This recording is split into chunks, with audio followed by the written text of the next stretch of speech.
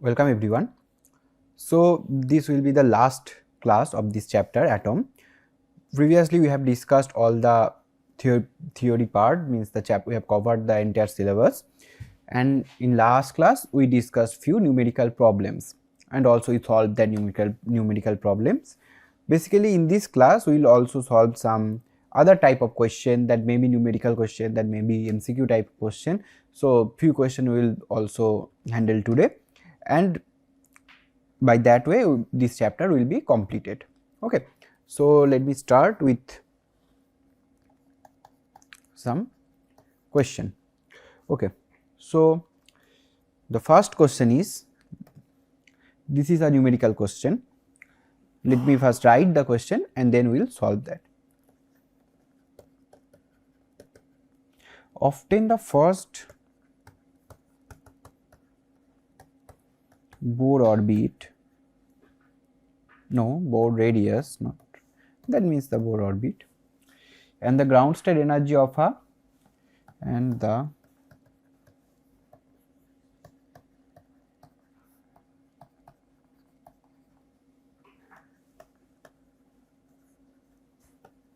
ground state energy of a Munich hydrogen atom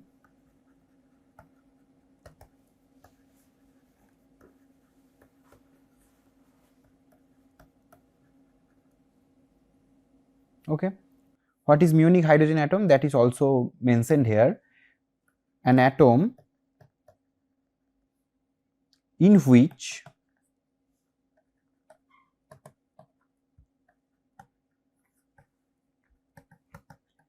negatively charged muon, which is actually mu minus, of mass about 207 ME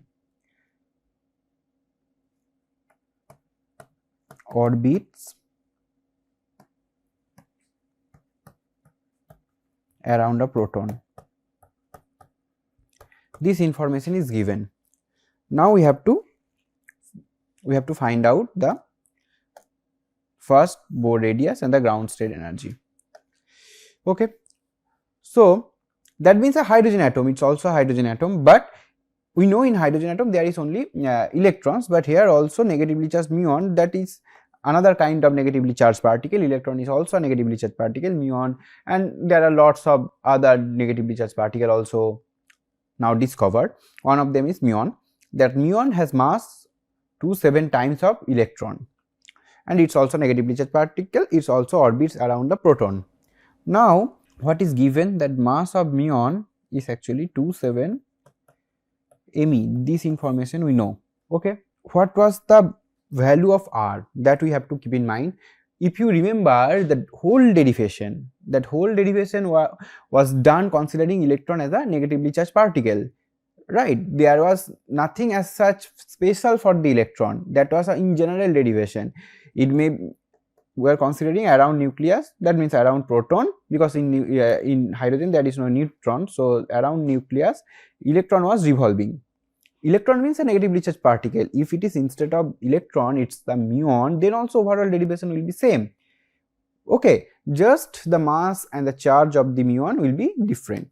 The charge is same, mass will be different, and also the, if you remember, then okay, let me write down the formula of the R first. This derivation was a general derivation.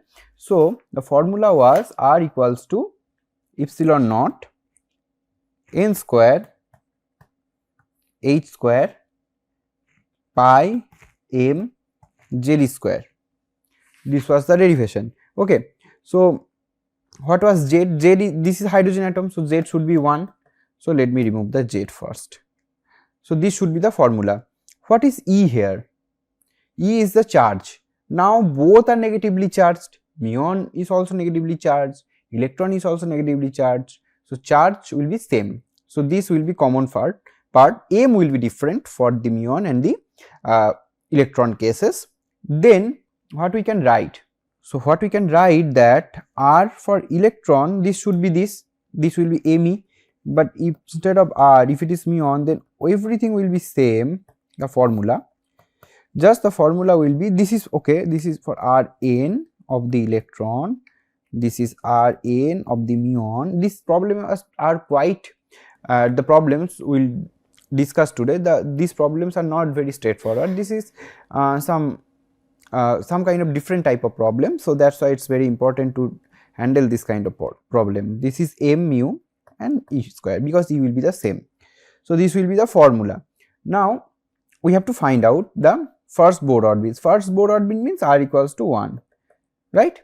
Sorry, n equals to 1. So if we put n equals to 1, then this equation will be like this. Okay, so now what we can write? We can write Rne divided by Rn mu, it should be m mu divided by me, and m mu divided by me will get 207. That means Rn mu, the first Bohr orbit, Bohr radius will be 1 divided by 207 into Rn E. Now what is the Rn E? Rn E was 0.53 Armstrong. If I'm not wrong, then it was actually 0.53 Armstrong. Yes, this is the first Bohr orbit, radius of first Bohr orbit, and now if you calculate it, 0.53 divided by 207, then it would be actually, just you have to calculate this, 0.53 divided by 207. So it should be 0.53 divided by 207. It's actually 0.00256. What will be the unit? Unit will be Armstrong. So this is the first Bohr orbit for the muon case. Okay, so it's not a very difficult part. Now we have, what we have to find out? We have to also find out the ground state energy. Okay, now what was the formula for the energy? En was 1 by 4 pi epsilon naught Z E square. Now it's for hydrogen atom, so it will be just E square divided by 2 R n. That is the case, Rn is there. Okay, we can write this formula, or we can use formula for the ground state, that was E1 equals to minus m e to the power 4 divided by 8 epsilon naught square Ch cube.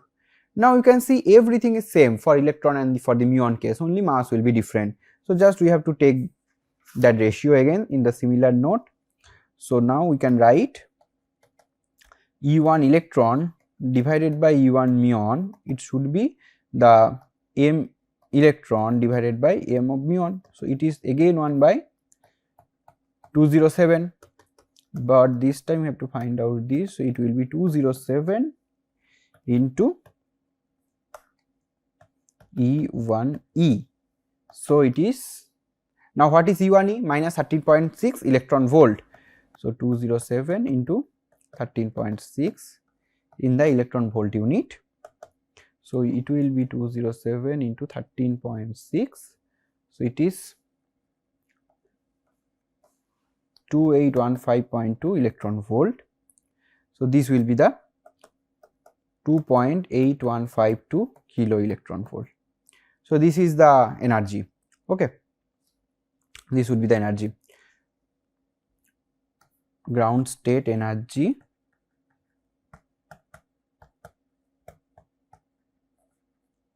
for the muon case.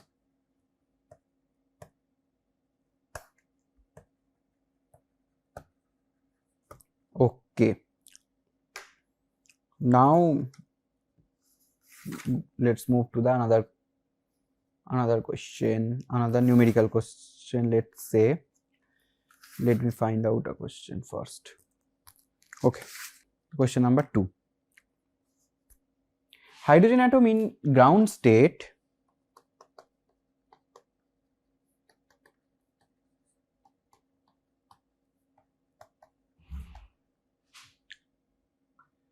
is excited by monochromatic radiation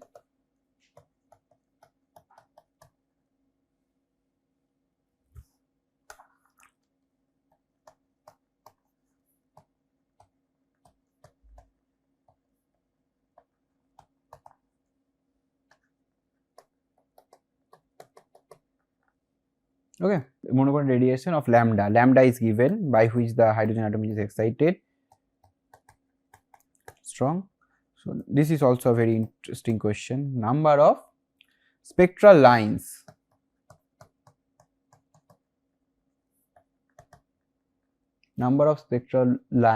in resulting spectrum.